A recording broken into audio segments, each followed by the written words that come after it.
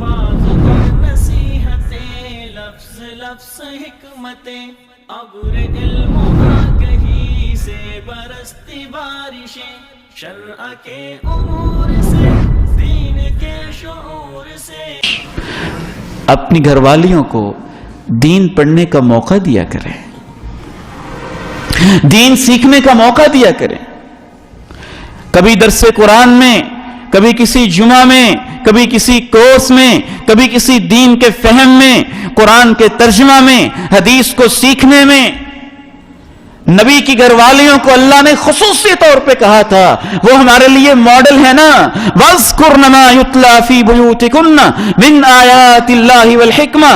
اے نبی کی گھر والیوں، تمہارے گھروں میں جو اللہ کی آیات پڑھی جاتی ہیں اور جو پیغمبر کی حکمت بری باتیں ہوتی ہیں، ان کو آپس میں مذاکرہ کیا کرو، ان کو آگے پھیلایا کرو۔ دین کا بہت بڑا حصہ ہے جو ازواج مطہرات نے ہم تک پہنچایا ہے۔ آج ہمارا کیا حال ہے؟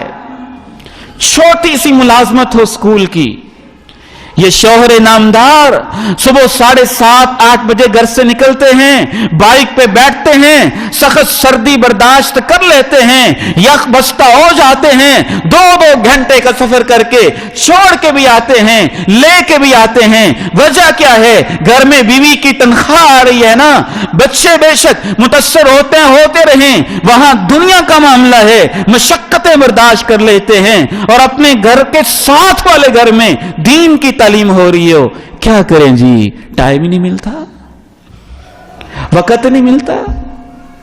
وقت کی بات نہیں، دنیا پرستی کی بات ہے نا۔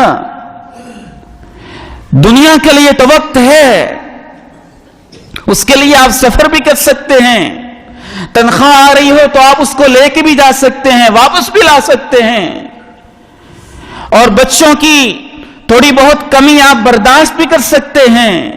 اور جب دینی تعلیم کی، دین کے علم کی باری آئے تو پھر بہانے ہیں، ہمارے پاس وقت ہی نہیں ہے۔